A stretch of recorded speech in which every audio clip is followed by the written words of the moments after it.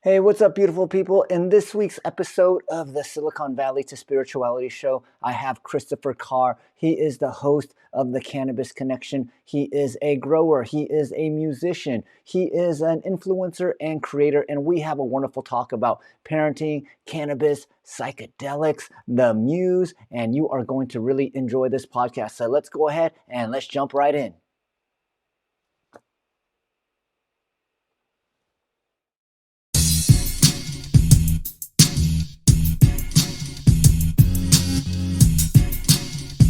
And we will get started. Cool.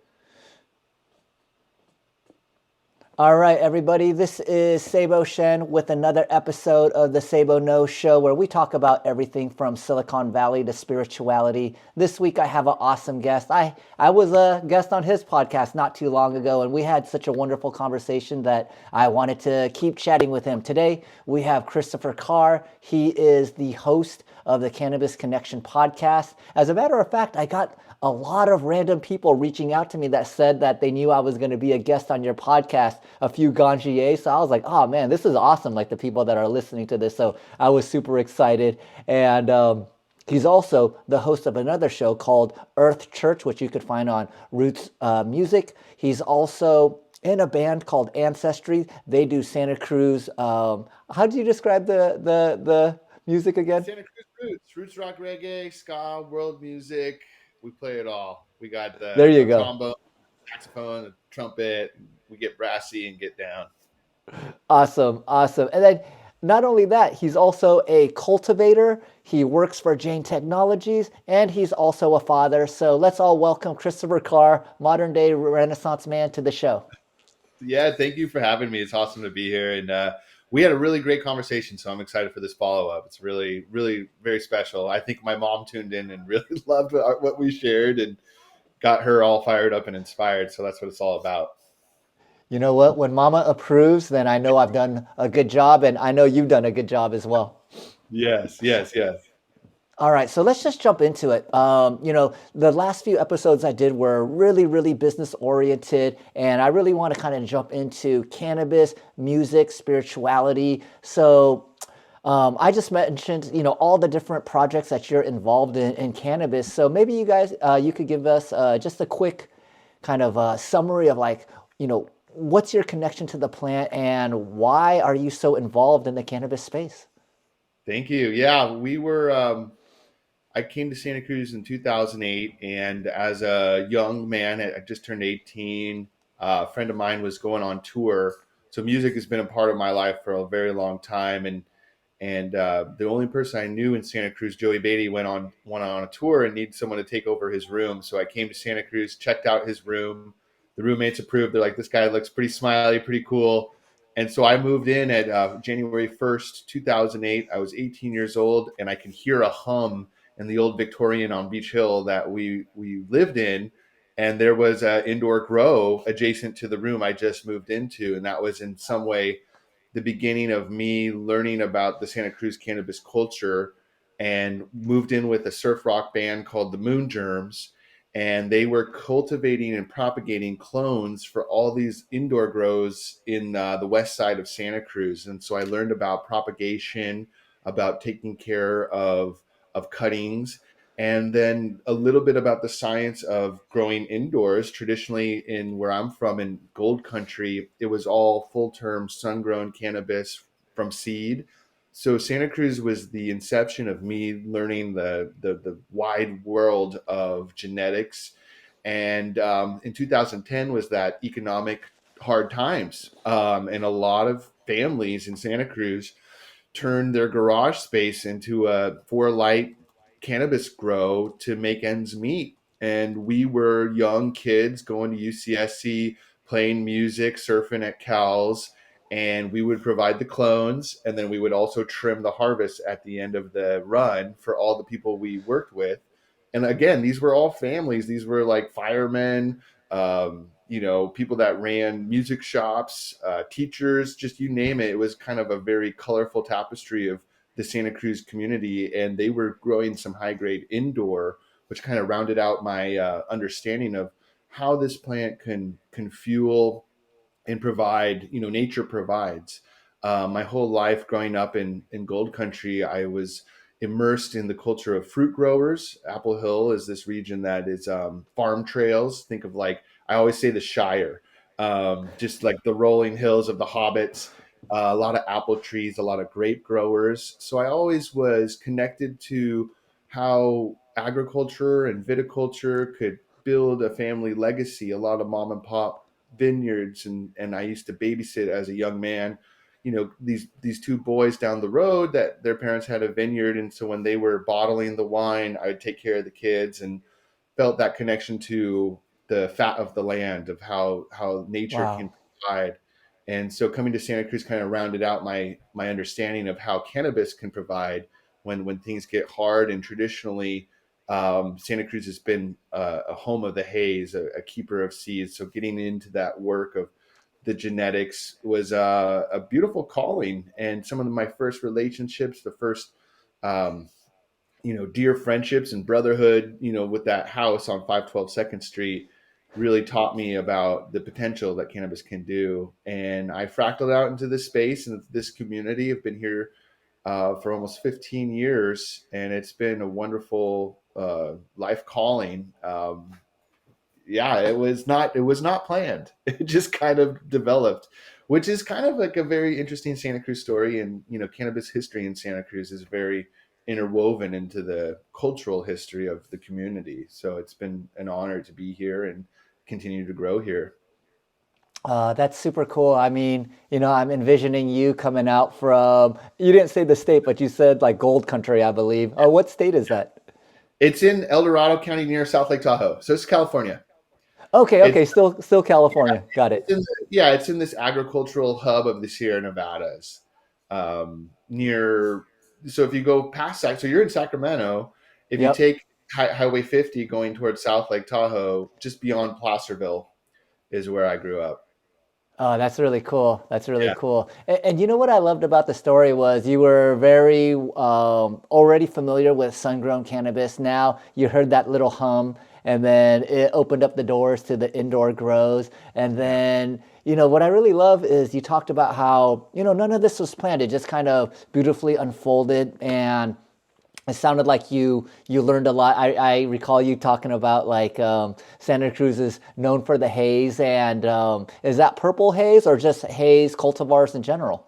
So yeah, the tradition here was a lot of fishermen, a lot of families with the Monterey Bay would take the imports. So during Prohibition, let's say in the early '60s or Vietnam era, we would have import loads of kilos and big cannabis pillows from Mexico or Colombia or even Thailand or Afghanistan, Middle East, and those loads, because of the Monterey Bay, in those times, there was a lot of families that ran fishing companies, and they would smuggle import loads of cannabis. And I learned about this from Tim Blake, who was going to high school at the time at SoCal High, and he would help unload the loads off of the fishing boats, and then he would sell his lids at SoCal High School in the '70s, and like the whole colorful era of the Begonia Festival in Capitola. And there was this cultural hub of art and expression and kind of hippie era counterculture. It was that time of the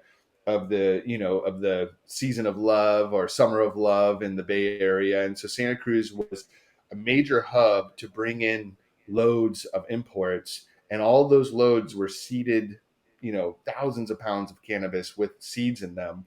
And so the first cultivators that started to grow domestically, they were known as the Hayes brothers, and they grew in the South County of Santa Cruz, and they were breeding equatorial varieties like Thai with Indian varieties, and then crossing that with Colombian varieties, and then crossing that with Afghanistan varieties that would shorten the flower period. And because Santa Cruz is a Mediterranean climate, we could grow things from the Kush mountain range of the Middle East, and we could also grow things from Mexico and Colombia. And that Wow. first stabilized line of all of these imports from all over the world, because of the Monterey Bay and that culture of smuggling and distribution, the first domestic lines that acclimated to California were were were the Hayes variety, which is a mix of those land race cultivars, and it was these brothers in South County that grew and stabilized a cultivar. And some varieties had phenotypes that were purple. That's the purple haze that Jimi Hendrix sang about. Or there's the skunk is also from Santa Cruz, and that was stewarded by a man named Dave Watson in South County. There's this little ag region in Santa Cruz that a lot of like the best lines of the world were first stabilized, crossed, stewarded, and due to the prohibition and the war on drugs, eventually it went to Europe, and the seed banks of Amsterdam were built on the genetics bred in Santa Cruz County. Wow. Wow. Having grown up in the Bay Area, I feel like so ignorant, like not knowing these stories, but I really appreciate these stories that you're selling. Not selling, telling, Yeah. um, or maybe selling, who knows? Uh, just sharing because everyone's getting it's like it's like the rock stars of old. These stories, if we don't share them, they're going to be lost in the prohibition that's unraveling. And so it's almost like a time capsule, just trying to share this history, this oral history of the plant, because we couldn't for so long due to prohibition, and now we can be open and reveal that this community specifically was really important to the preservation and the stewardship of what we have today, which is a thriving nascent industry. But there's a lot of room for improvement, and there's a lot of interesting twists and turns. But yeah, through my radio show, we started in 2015.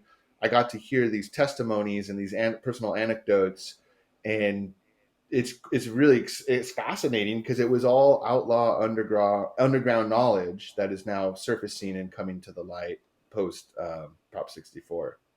Yeah, yeah, that's so cool. One thing that I'm kind of recognizing in our conversation is that, I grew up in San Francisco, like obviously a major metropolitan area. I've been like so fascinated with technology. And right when COVID started, I think I was 43 or 44, I was like, you know what? I think it might be cool to move out to some place, a rural area, get some land, and see what it's like to be connected to the earth. That's what was calling me. But it sounds like you've been kind of connected to the earth. When I was younger, like gardening and all these things, my parents would try to make me do it. I was like, man, I just get me that Nintendo Entertainment System, and I'm just going to sit there and play Duck Hunt and Mario Brothers. But is this something that you had an interest in early on in your life?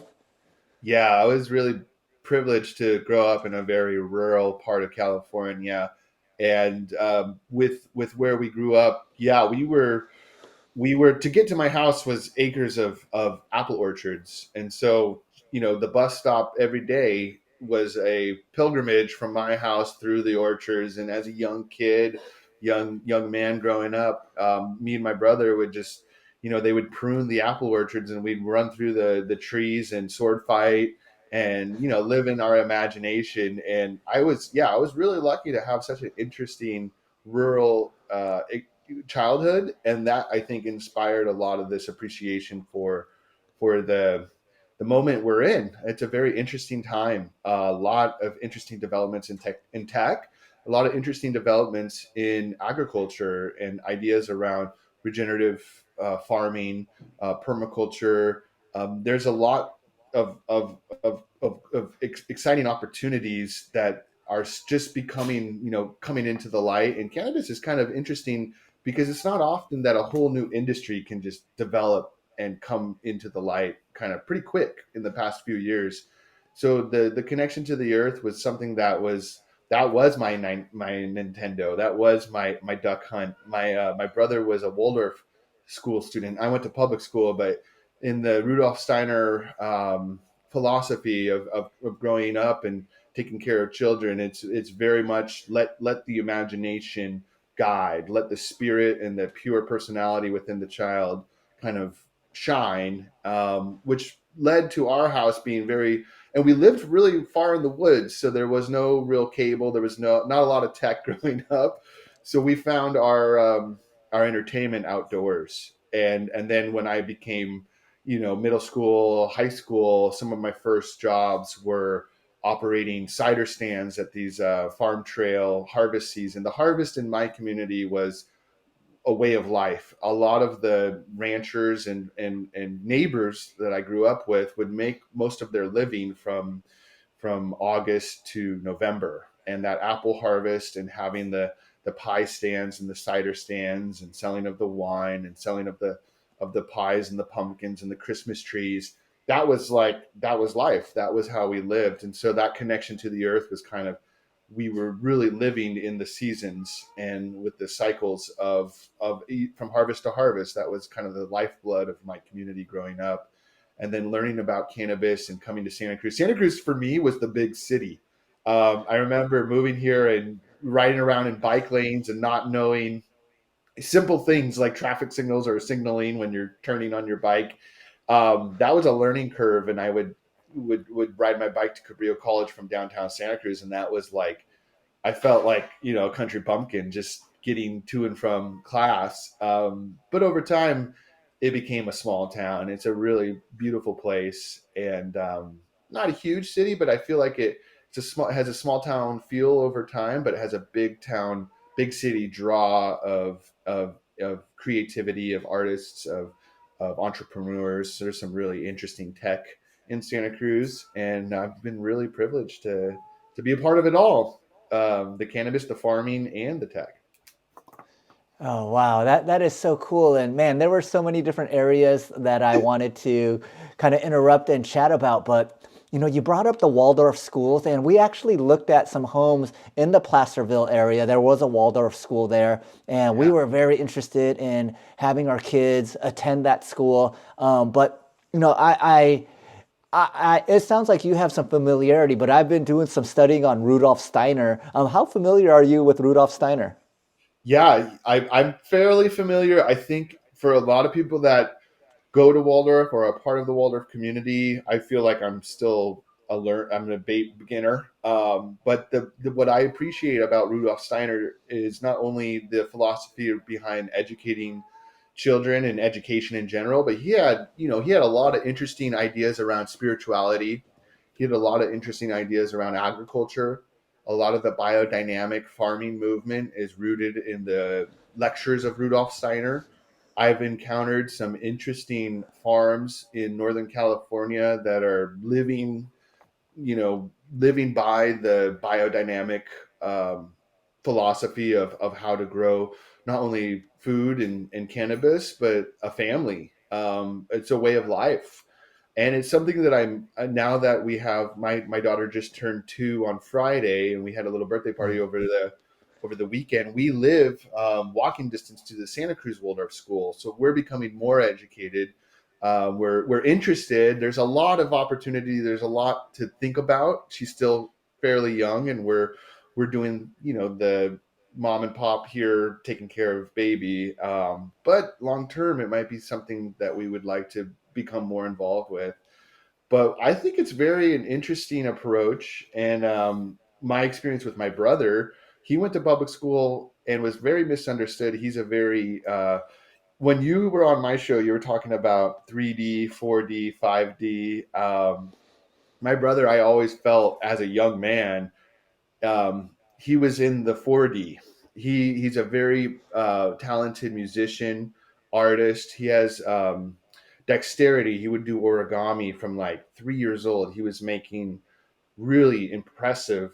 We taught him some basic origami, and then he would make his own creations like Wow. chimeras and unicorns and dragons just off of it. He, like I said, he was touched. He had a very powerful imagination that didn't fit the mold of public school. He was very misunderstood. He was bullied, and so Waldorf provided him a space for that creativity to be nurtured, to thrive and flourish.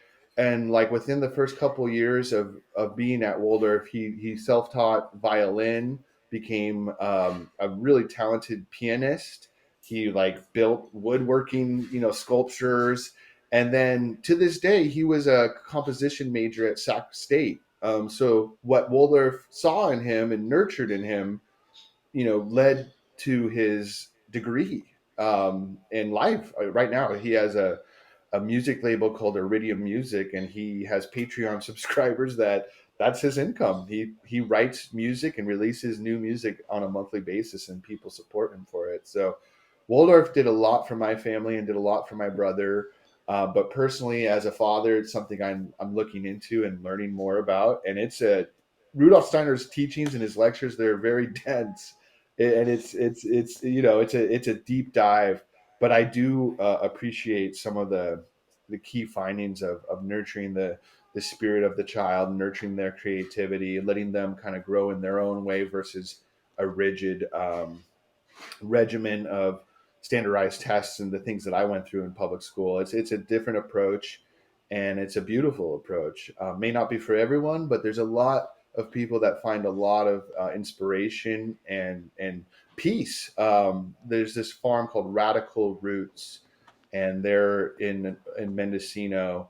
And Blair and Daniel are the co-owners. They're a married couple, and they're raising their children in that biodynamic approach to farming, which is a pretty spiritually driven and really by the cosmos. Like they plant according to lunar periods and solar periods, and they follow very traditional practices of nurturing fertility in the soil and partner plants. And there's it's very interesting. It's truly cosmic. They follow the different new moons and waxing waning moons. Those things are what they follow versus spreadsheets and profit and loss. They literally are tied to the cosmos and how they cultivate their farm and their crops and their family. It's beautiful. Oh, wow. I really love that.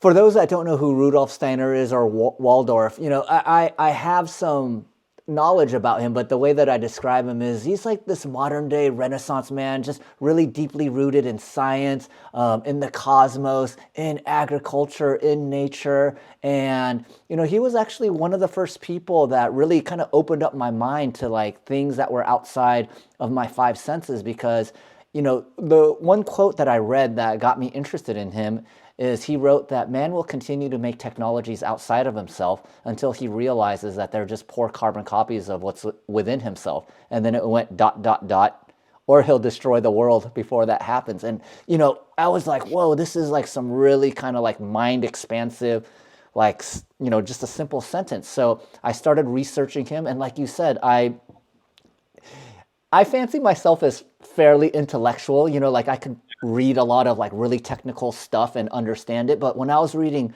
Rudolf Steiner's stuff, I was like, one read, two read, three read, four reads. And then it's starting to make some sense. And then I realized I was like, all right, this guy is a way deeper thinker than me. If he believes this stuff and he's into this stuff, I can kind of utilize him as like a heuristic and understand like this guy's done way more research than I'm willing to do. And I don't know, he's written like hundreds of books, and it's just really interesting. And for those that don't know about Waldorf schools, one of the reasons why I was attracted to it was they were talking about like how they teach like math and science, and they actually have the kids do experiments or they build things. So it's not just conceptual, they're actually doing something with that information. And I know as someone that grew up in a highly intellectual academic environment where, I went to UCLA, and for my family, that's an embarrassment. Everyone went to Stanford or Harvard, and they're like, oh, Sabo went to a public school. And I used to just be like, well, like none of my cousins know how to do their laundry. None of them know how to drive. Their parents are still driving. It's like they're highly intellectual, but when it comes to interacting in the real world, like they didn't know how to do any of this type of stuff. So when I learned about Waldorf, it really resonated with me. But I think this is a great kind of segue into what I wanted to really tap into you and talk to you about was about like consciousness, plant medicines, parenting. So I'm just curious, like you kind of you mentioned like you knew your brother was like in this higher frequency, Mhm. higher vibrational realm. Was this something that you noticed as an adult, or even as his brother growing up? You're like, hey, there's something slightly different about my brother. I remember my brother when he was my daughter's age and me being a baby too, I was probably in kindergarten.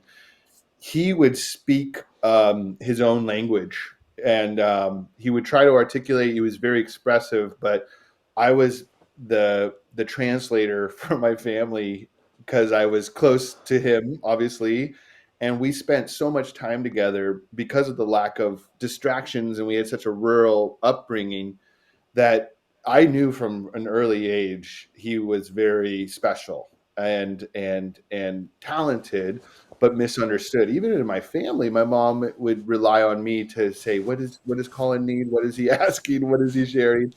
And so, from an early age, growing up together, it was very apparent to me. I also was learning piano. My first experiences with music, my mom made it really clear to us that she wanted us to have a foundation of theory. And as a young man, it would, I to to have to practice piano was not as fun as playing basketball or you name it, or going out in the playing army in the orchard with all the the trimmed limbs, the sprigs. And so I was talented enough to become proficient in piano and music theory, but my brother in his first year surpassed me, and I was 3 years into my lessons. I'm 4 years older than my brother. And that's when I also could tell there's something there. He has an innate ability, and his mind works in such a way that for me it was like pulling teeth to practice, to put things together, to understand the harmonies in the left and right brain of the bass and the treble and the rhythm and the melody. And Colin would just excel. I remember even our piano teacher was so blown away because he had surpassed me in 1 year. And all the books that on the primers I was running, he was already, within a year getting new primers, excelling beyond my abilities. And so, yeah, that was a glimpse into something of within me too, that there's each person, each spirit, each soul has a role to play, and Colin is really fulfilling his role as a player of music, of tapping into that muse and deliberately staying connected. For a lot of people, I've spoken recently with a poet on my show, and he talks about you know his spiritual practice of yoga has built some energy into his life, into his daily practice, and it's helped him in his creativity. And I think some people can nurture that and have a spiritual practice to become more sensitive to the muse. And some people are just born with the muse, like, flowing through them. And if you look at the composers of old, or some of the greats of humanity, some of them are misunderstood. Van Gogh, Beethoven, Edgar Allan Poe. These were people that were kind of these tortured artists. Not to say Colin, my brother, is tortured, but there's something to be said about you can develop a practice to open up your heart and to nurture for what he was speaking to was Kundalini and yoga and breath work, Wim Hof. These are ways of life. These are exercises you can bring into your life to kind of not only for health and your peace of mind, and maybe in a meditation of finding peace in your heart, but if you're an also, for example, my friend is a poet. He felt like he just released a book, and it took him from age 24 to 36 to put this book together, and he already has another book because of he's grown as a person, and the amount of work coming out of him with his spiritual practice. There's a correlation there. The more he becomes more tuned into the kundalini and the energy he's feeling, the more inspired. And so there's something there. I remember Neil Young speaking to the muse and it being like a wild horse. And when you have an idea or you hear a song or some lyrics come through just in a conversation, he would break away and try to capture it.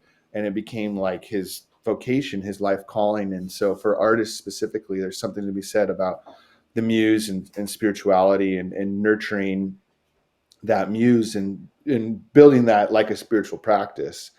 And it's hard sometimes as a father too in life to maintain some sort of spiritual practice. And he spoke to that on the show of how his firstborn came and he was pretty much off the rails because it was just challenging being a parent. And it took him 2 years to kind of get back on track and get back into his practice. But now he has two more little ones, and he's been able to be mindful of being a father, but also mindful of taking care and keeping that connection to the source.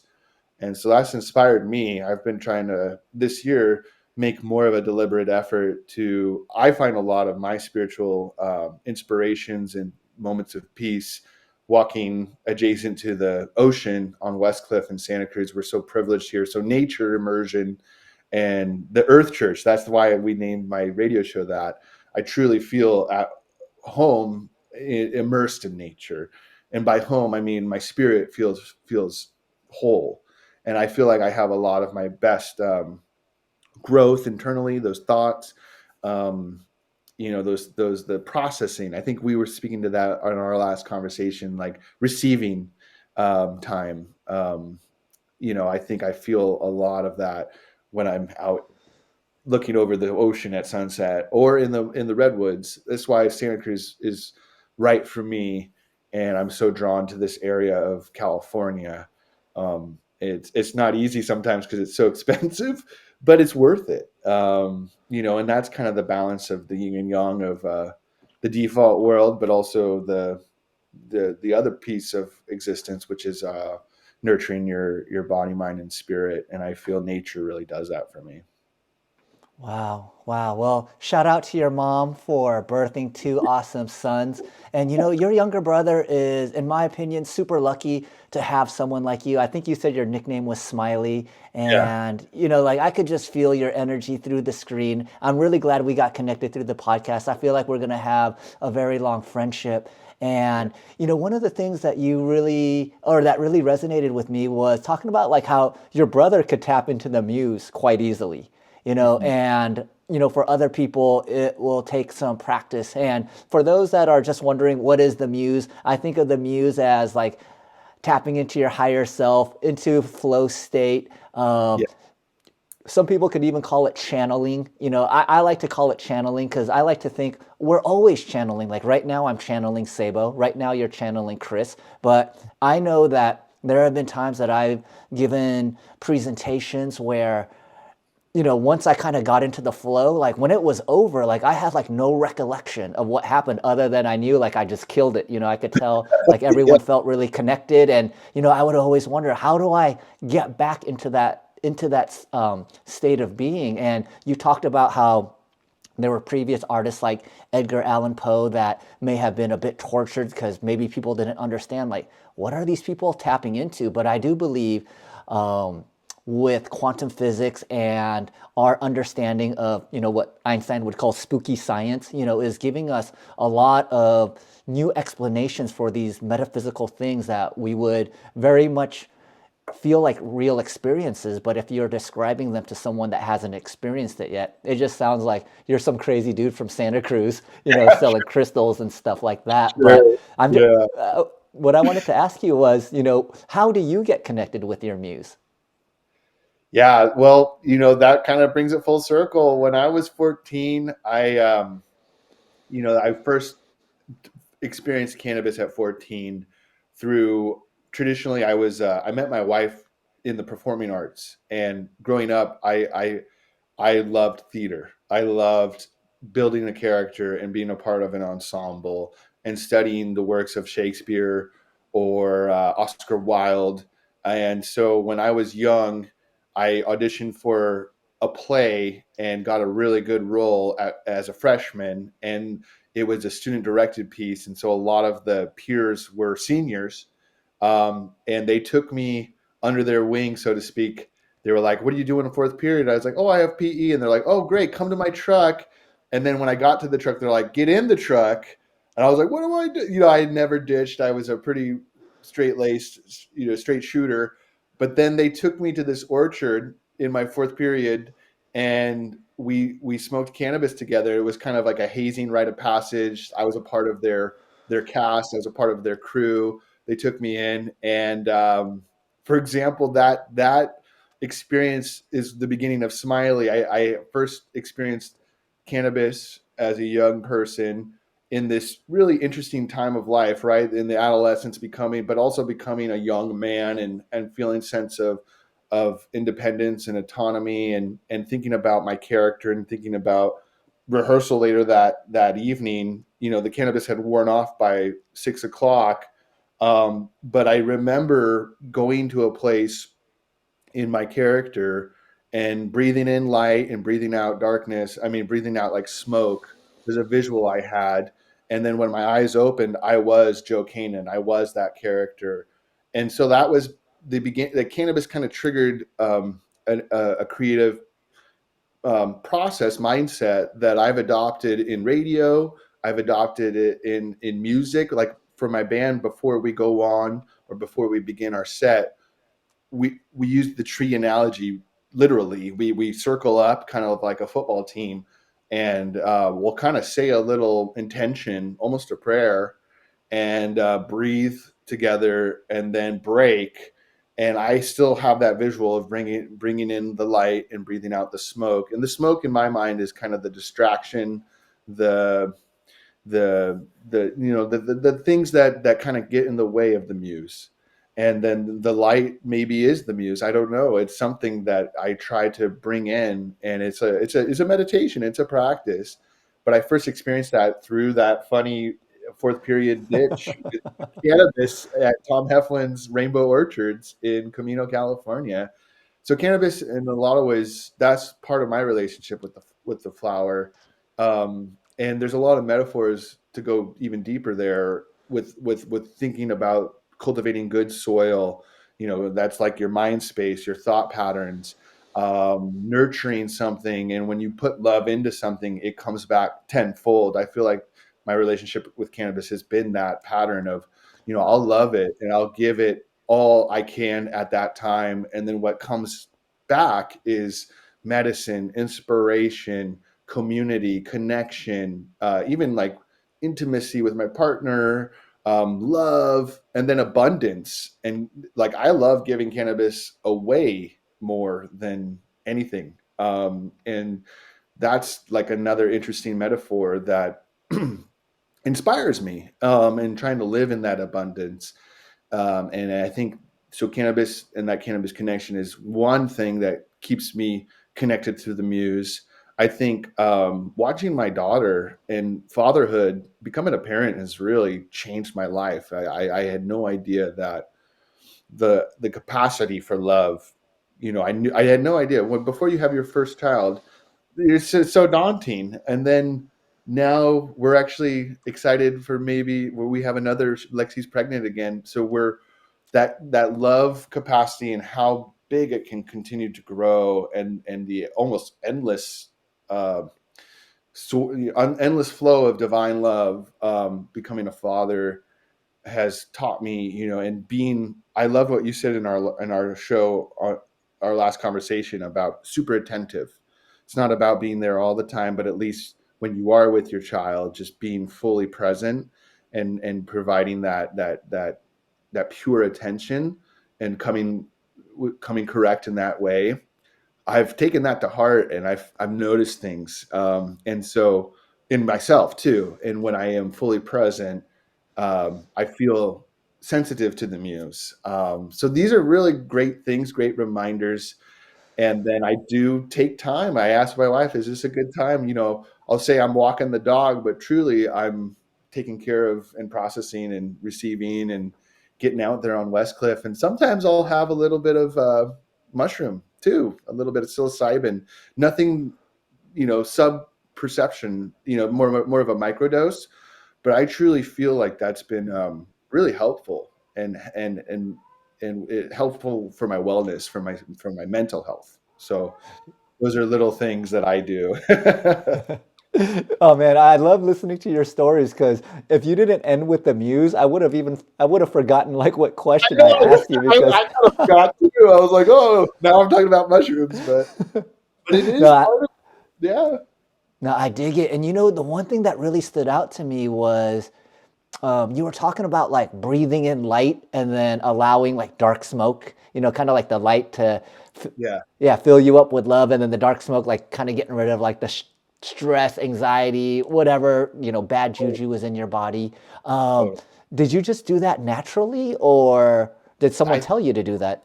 Yeah, we like I was it was something natural. I think part of it, there are exercises as a young actor and performing artist that we would do breath work. We had exercises before, like for example, if there's a performance, you get there and we have warm ups, and some of those warm ups were breathing visualizations, maybe visualizing how the show. I imagine with your experience with athletics, visualizing is important. The psychology of executing a plan, and there are some overlap there. But this is something personally I adopted, so when we're as a group doing our warm ups and breathing, I just naturally had the vision with my eyes closed of this light coming in, and that was kind of like, it's almost, yeah, it almost is like a default, so that I could tap into the muse and then become Hamlet or whatever you named the role. I was Algernon Moncrief in The Importance of Being Earnest. I would kind of shed my, like you said, stress. We used to speak to leave the baggage at the door. So when you're there to perform, we're here for the art, for the muse, and so whatever happened before you walked into the theater was left at the door.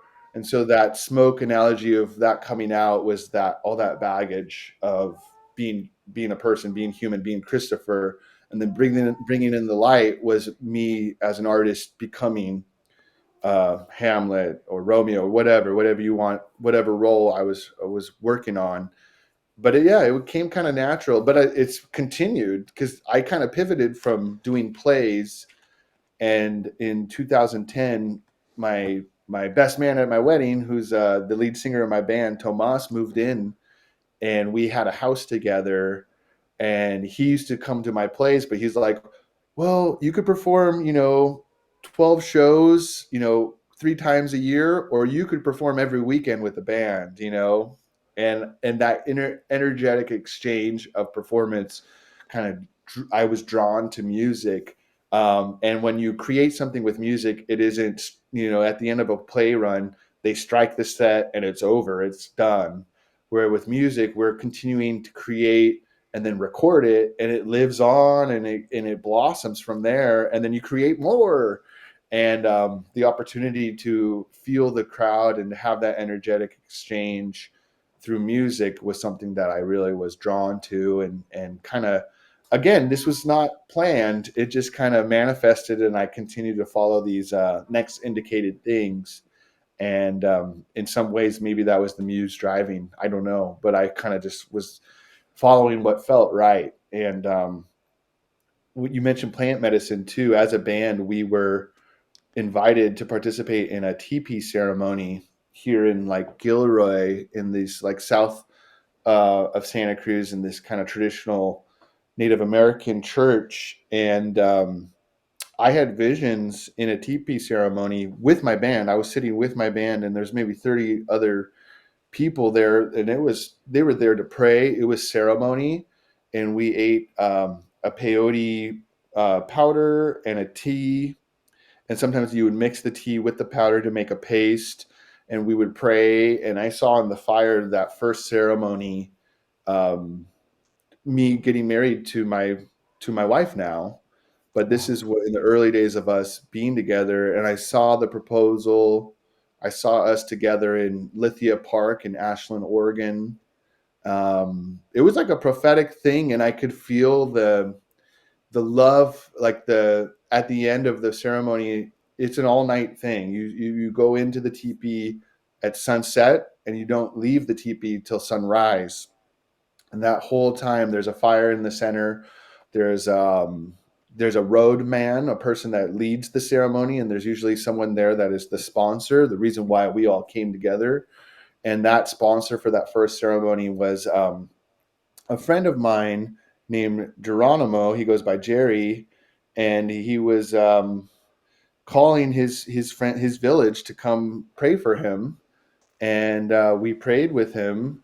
But yeah, I felt like I left with the healing and the vision of that peyote smile, and I did it. That prophecy came true. I took Lexi like years later to Ashland, and we got engaged. But that was a fascinating experience that kind of changed my life. I remember I didn't have a drop of alcohol for years after that.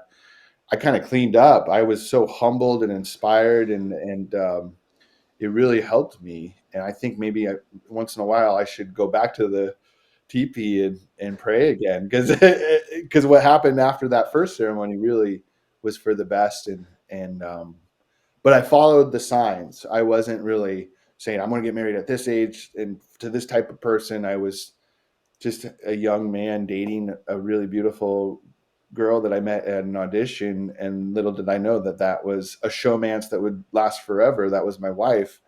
Um, so yeah, that was. I'm not sure if that's the muse or the spirit, but I felt drawn and followed those steps.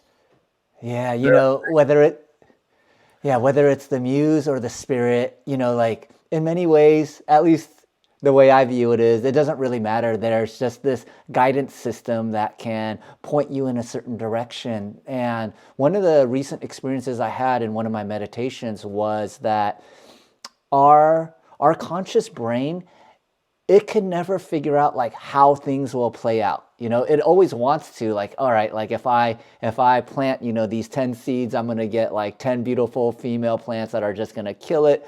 And, you know, like we always have these plans of what we want, but many times, you know, life is very unpredictable. And what was shown to me was that if you can, I'm going to use the word again, flow with a knowingness, you know, like you're going to be surprised with so many things that are really, you know, expansive for you to experience. And I've never wanted to be in a TP, but after hearing your story, I was like, have some curiosity. But, you know, just to bring it back a little bit further, the reason why I asked you about, you know, breathing in the light and letting the smoke come out is that's almost exactly what I do as well. I imagine light going through my body and then like dark smoke coming out like the soles of my feet to just really get out like the judgment, the self-loathing, the anxiety, the, you know, pointing my fingers at other people, which I realize is usually just pointing it at myself. And so, yeah, I just thought like, how coincidental could it be that we have like this similar thing? And what I've come to learn actually was, you know, to bring it back to the muse or getting connected, was that when you're like sensing like internally like what's happening in your body or different body parts, it's really hard to be in your head and like thinking about like, ah, did I do good on that radio show, or hey, you know, like am I creating good content for Jane Technologies? You're just get into that present moment and get connected. So you know, you brought up your child, and congratulations on getting a second child. I would say my only regret in life is I don't have more children. You know, I just love kids and they're so Uh, awesome. Um, but, you know, you talked about one of your friends that was like spiritually connected. Then he had a child and kind of like got knocked out of the routine, and it took him a couple of years to get back. You know, how mhm. was it with your own child? You know, did that take you out of your routine of playing music or whatever else that you were doing in your life? That's a good, yeah, and that's yeah, that's you know, there's so much that comes with becoming a parent, and there's also a major shift and some sacrifices. Yeah, 100%. I think having Sophia and having a daughter too. You know that I grew up with just a brother. We were all boys and my mom, so it's exciting. Absolutely changed. We also were pregnant during that pandemic, so it was very uncertain, and there was a lot of things that were derailed creatively. We weren't able to perform for years. We weren't really able to get together comfortably for a very long time, for months. We eventually started rehearsing in the backyard because it was outside. Everyone felt comfortable, but becoming a parent kind of changes everything. And there is a lot of exchanges, and you might lose some things, but you'll grow all these new feelings and new things. For example, that like love capacity, I just had no idea that my capacity for love, not only my daughter but my wife, and my appreciation for my parents now that I became a parent, was like, wow, this is that awareness, and that perspective retrospect, afterwards, really brings that sense of gratitude and appreciation. And I think that is where I'm in this beautiful stage now after 2 years, where things are becoming a little more routine. But in the beginning, yeah, everything was kind of just about making sure the baby's okay, making sure mama's okay. It's so big to create a life on this planet, and the toll on the body, the toll on the mind, the fatigue, that does, you have to prioritize, and the priorities change when you become a parent. And so, yeah, I feel like this year is the year that I'm getting healthy and getting connected again. And I feel, I had my own personal things too that I had to overcome, with being a parent and all these other parts of the family growing. But I feel better positioned now, and maybe that's something to be said. Like, the a little adversity helps the fruit grow sweeter. In cannabis, the extreme temperatures outside can make a really terpene rich flower. The soil being a little hard for the grapes and not perfect makes that unique terroir, that makes that Cabernet taste better from that part of the world. That's why Sonoma is so special, and France is so renowned, is because those grapes are actually having a little low stress training all the time, but they make the fruit sweeter. And so I feel like I'm one of those old grapevines now, or not old, but I'm kind of in my sweet spot, because I know how to produce better fruit, because I've overcome that little bit of adversity. And the priorities shift. I am so content now, though, to be a father, and to be here, and to be home, and to put my energies, kind of, instead of going out all the time, from inside out, and working on myself, and working here with my family, and working on our relationships, and then that naturally will, resonate out into the community. I still do the show, I still perform as Ancestry, I still try to volunteer with KBCZ. We're starting an open jam reggae night at the Felt Music Hall, so we're still out there doing things. But it's been good to kind of come and bring it back to the source, bring it back home. Oh, that's cool. Cool. And then you brought up Sophia. Is that your wife or your daughter's name or? That's my daughter. Yeah, Sophia Rose is my baby girl.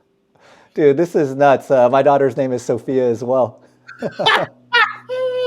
That's so funny, because my last radio show last week, his daughter, her middle name is Sophia Rose, and my daughter is Sophia, middle name Rose. But yeah, that's just synchronicities, keeps lining up. So, Totally, we, totally. And you know what's interesting is, like I remember what it was like to have a 2-year-old. Then we had our next kid, and you know, I, well, what I've realized is no matter how difficult it gets, like we typically like will up our capacity to deal with the stress levels. But the number one piece of advice that I got was that the nights are long, but the years are short. yeah, And it was one thing that I always kept in mind, because I'm someone that loves to sleep, and we all know when you have children, my wife took care of all like the night feedings, but just her getting out of bed would wake me up as well. So like it was really difficult for me to show up at work and be the smiley version of myself when I only had a few hours of sleep. But a coworker had given me that advice, and it totally like helped me become present with the family. And instead of looking at these nighttime wake ups as like, man, I'm not getting sleep, it would be like, sometimes I would just watch like my wife, breastfeed our daughter, and it was like this really just beautiful moment to observe and be a part of. And I wanted to ask you, like, I know she's only 2 right now, but when I look at my children, I'm like, man, they're like the greatest teachers I've had in my life.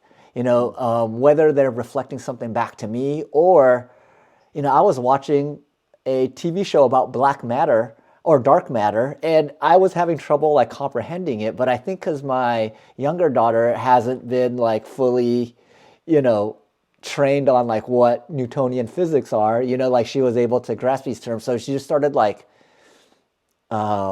explaining it to me, and I was like, whoa, this is just like blowing my mind. Like this little person here is now explaining these deep concepts to me. And I was just curious, what would you say is your biggest learning lesson from being a father?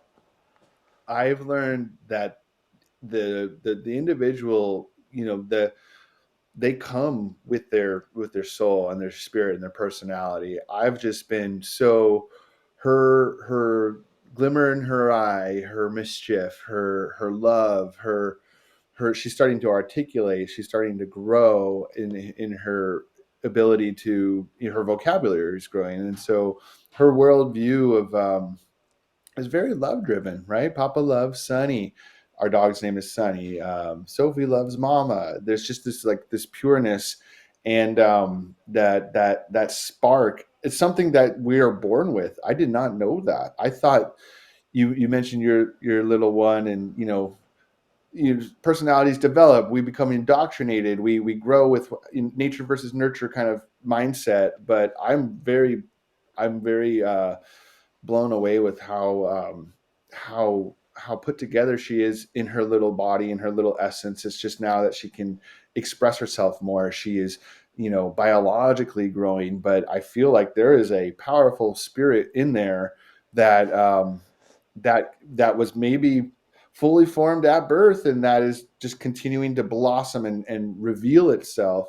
And that to me was beautiful. And thinking about our second child too, like that presence is now in our life, even though it's early early first trimester. There's this once I saw that little glimmer of a heartbeat in the ultrasound, it's like, oh, here's another one. What dreams may come. Who is this person?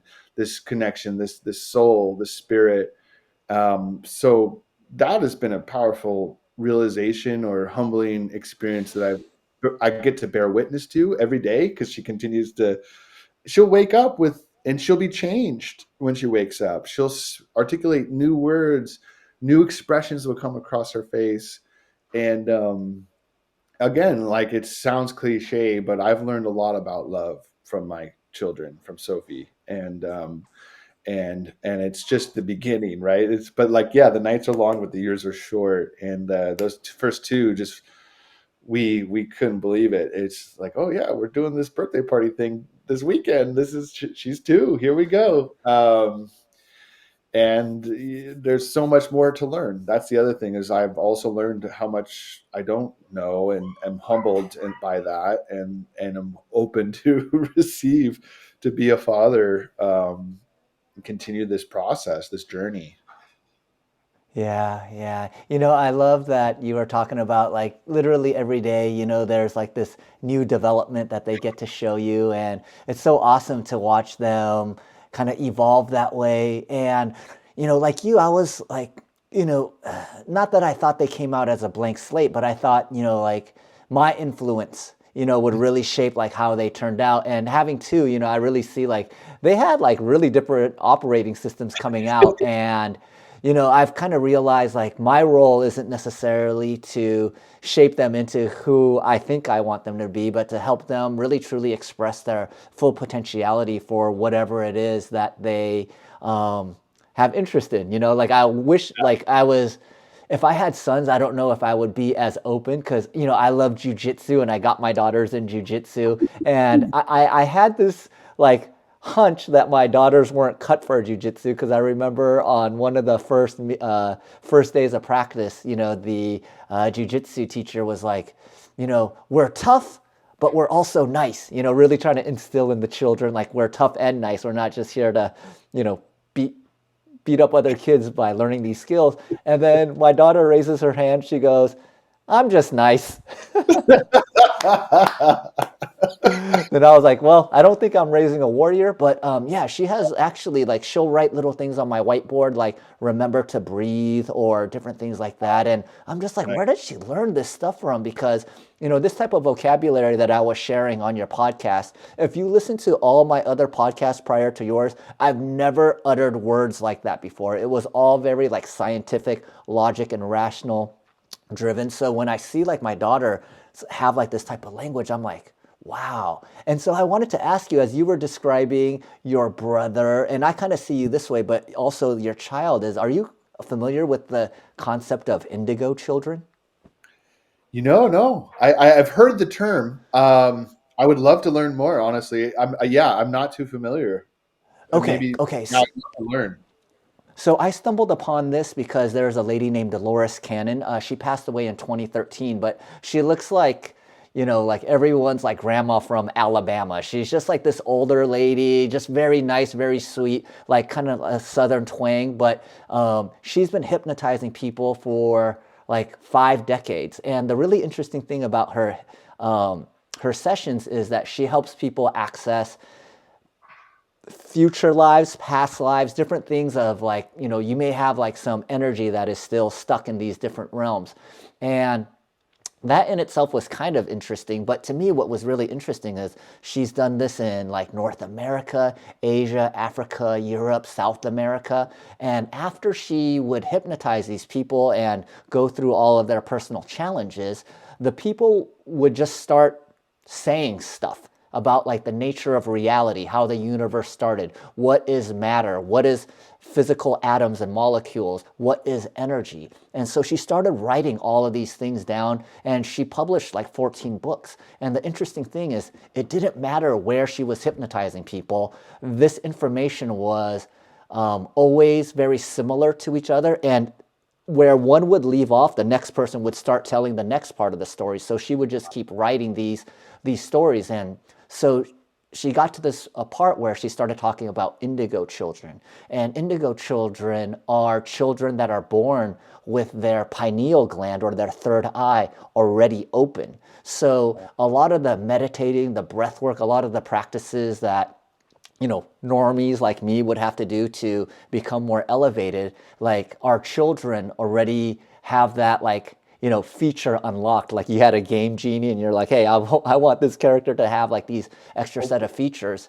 And the way you were describing your brother, I was like, oh man, he must be one of these indigo children that can receive, more easily receive information from outside of themselves.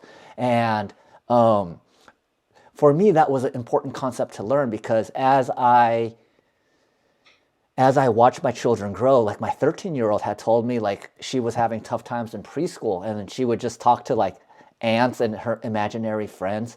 And I used to just think, okay, hey, she has an overactive imagination. But now I was like, wait a second. I started talking to her. I was like, these aunts, these imaginary friends, and they talk back to you. And what were the conversations like? And as we're having this discussion, I'm realizing this is like really real for her, and I believe that if I didn't have that concept of these indigo children, it would be really hard for me to be open to these ideas. But since she's hypnotized tens of thousands of people and they're from all different cultural ethnic backgrounds, and yet like there's this consistent message that comes through, my logical rational mind was like, well, tens of thousands of people can't be in cahoots with each other. Maybe she's onto something. And that's actually an area that I'm exploring, is learning her techniques of how to hypnotize, because I noticed that what I've been doing in these deep meditations and connecting with something greater than myself, I kind of fumbled around and did a whole bunch of entheogens to kind of tap into that. But if there's other ways to help people tap into that, how different would you live your life if you knew that this physical reality is just like one video game character?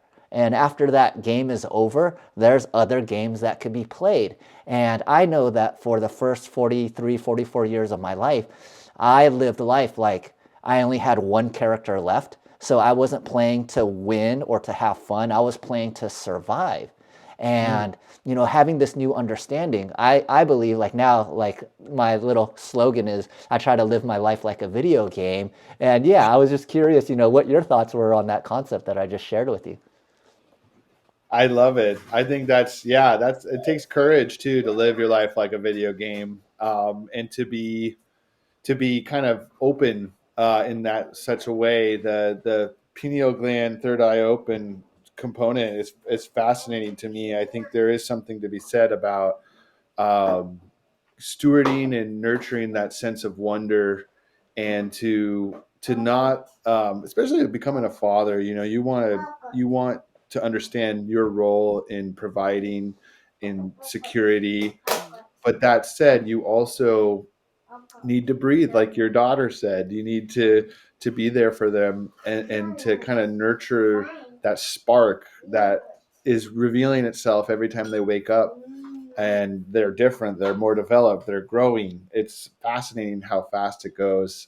I think it's a process, it's a journey, it's an ongoing way of life.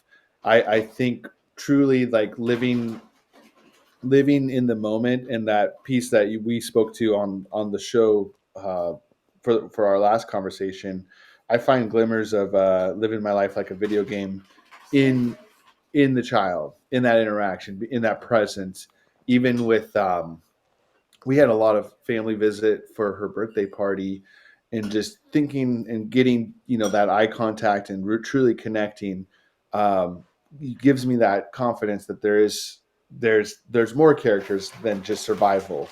There is this like metaphor, like I shared a little bit with the cannabis, life cycle of, putting love in and getting tenfold back, and living in that abundance. And that's a hard thing. That's something almost like a mantra that you have to keep on nurturing, because it is, in this information age, there's a lot of distraction.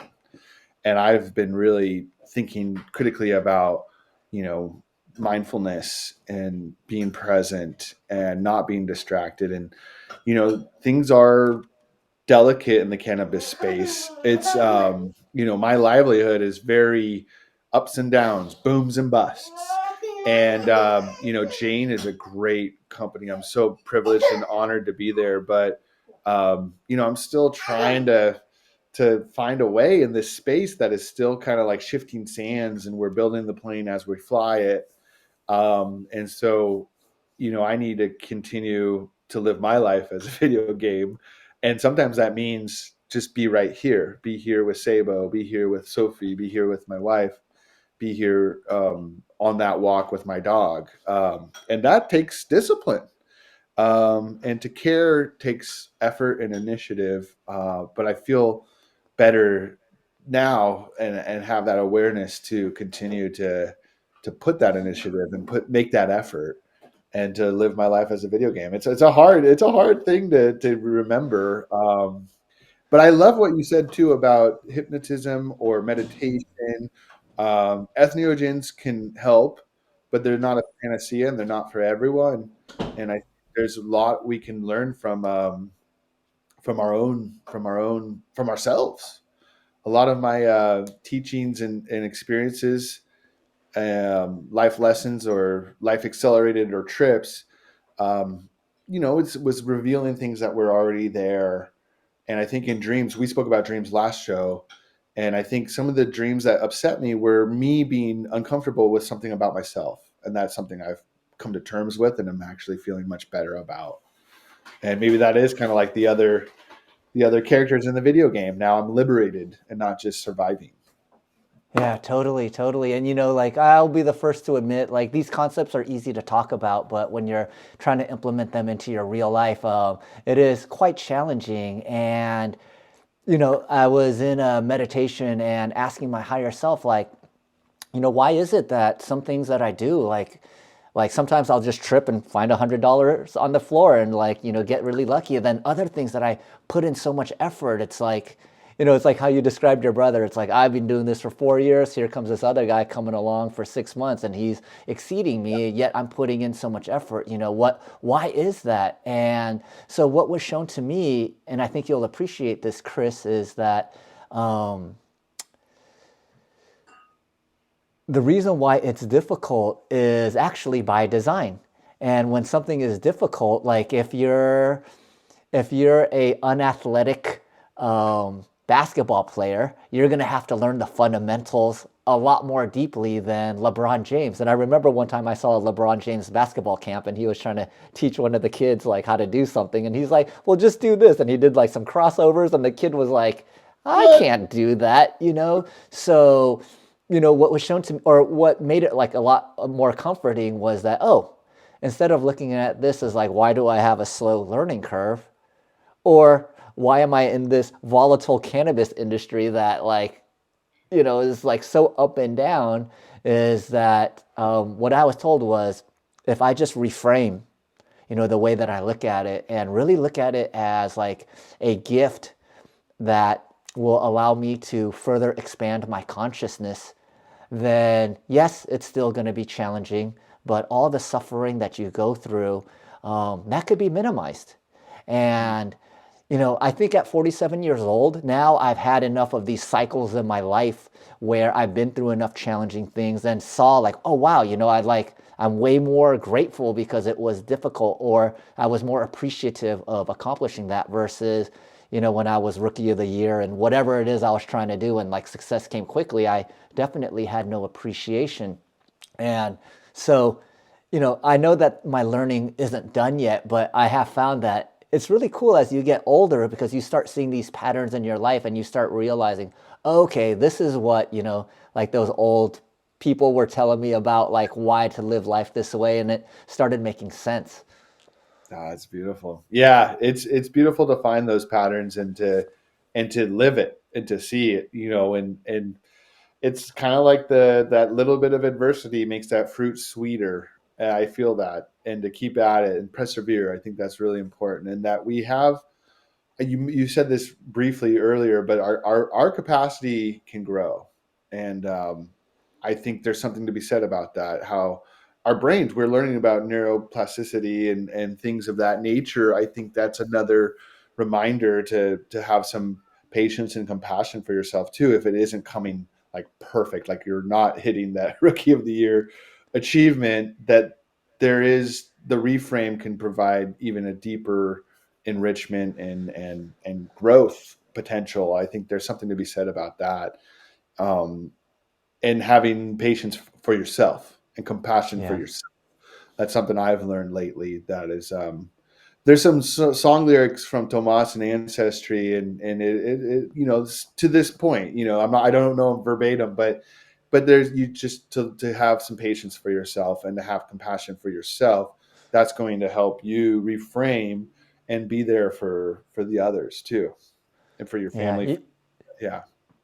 What's really funny is when I was growing up, my parents would always say, treat other people how you would want to be treated. Sure. Yeah. And now that I'm a little bit older, when I look at my friends, I always tell them, hey, you got to treat yourself like how you treat other people, and that's the one Wow. thing that I've noticed is I would tell people, you should rest, you should practice self-care. And then when it came to myself, is like, just like a horrible person to myself. So I appreciated how you were talking about just being kinder to yourself, giving yourself a little bit like a longer leash to make mistakes or to not always have to be the fastest at, improving at something. And I found that when you are able to truly embody those types of principles, life just seems so much more easy, less resistance. And I believe that when you're in that state of being, then you start attracting other people that are similar to you. And then your vibes just kind of combine and those vibes start expanding at an exponential rate. Yeah. Flow with unknowingness.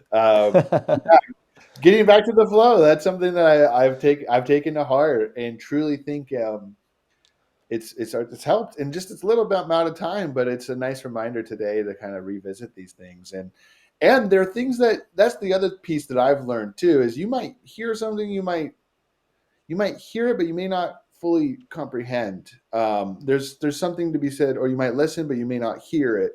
Mm.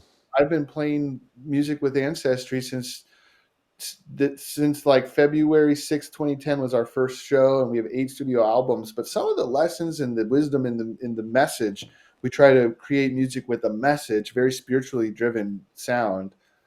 I'm starting to feel and internalize the message now, going on 14 years. It's crazy. So I'm also aware enough to know I can give myself patience, because sometimes it takes time.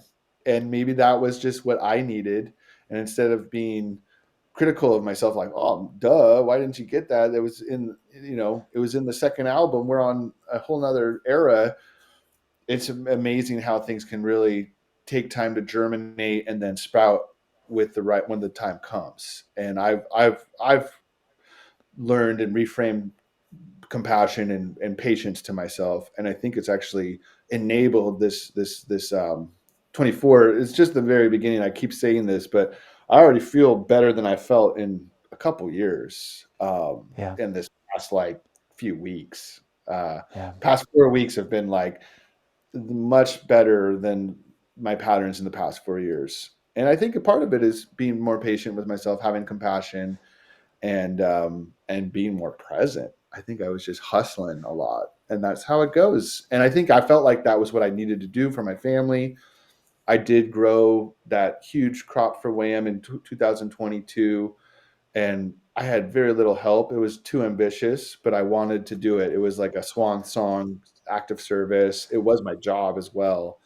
And then transitioning to Jane and finding my way in Jane Technologies, and my first remote work job. Wow, I am so grateful for remote work and to be here, um, if I need to be, for my family right there. That's been incredible. And I think that's partially, it's all coming to fruition. All the things are starting to flow, and it's all at the right time. Yeah, yeah.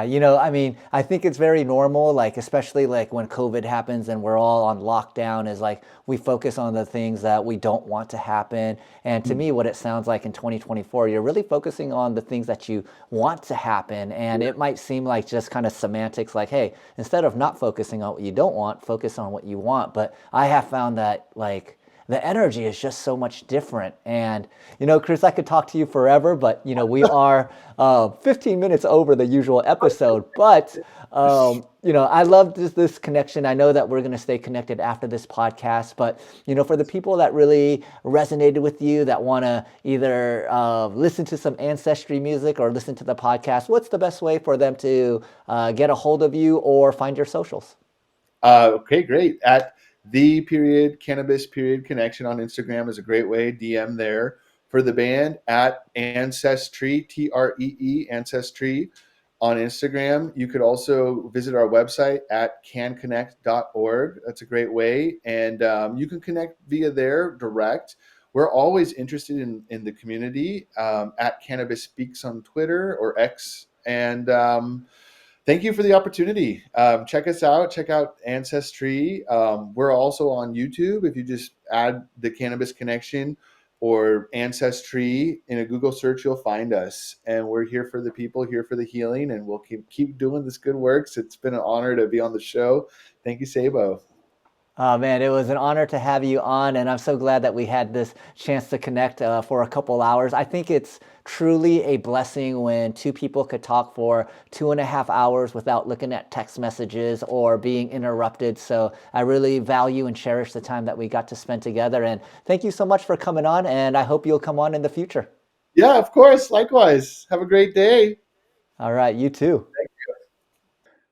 All right, y'all. I hope you enjoyed that podcast with Christopher Carr. If you enjoyed this podcast, we are just starting off. Please share it with a friend. Please leave us a review. It all helps the algorithm. I would love to do more of these podcasts, not just once a week, maybe twice a week. And with your help, with your support, I know I can grow this and show people that science and spirituality do not have to be separated. They do not have to be mutually exclusive. And as a matter of fact, when you combine them together, that is how you live a life of joy, purpose, and fulfillment. Thank you so much for watching, and I'll see you guys next week with another wonderful episode.